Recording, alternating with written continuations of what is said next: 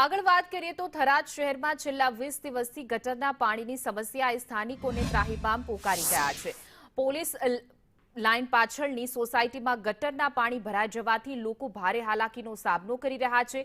ઘરો અને રસ્તાઓમાં દુર્ગંધયુક્ત પાણી ભરાતા દૈનિક જીવન ખોરવાઈ ગયું છે। પાલિકા તંત્ર તરફથી કોઈ યોગ્ય પગલાં ન લેવાતા નાગરિકોમાં રોષ ફાટી નીકળ્યો છે। લોકો અનેકવાર રજૂઆત કરવા છતાં પણ સમસ્યા યથાવત રહેતા તંત્રની ગંભીર બેદરકારી સામે આવી છે। मारू घर आंगणवाड़ी नंबर 24 की बाजू में है। मारा घर आगे सतत पानी भराव रहे। वरसाद पानी भराव नहीं पण आ नगरपालिका होके आ गटर पानी भराव रहे।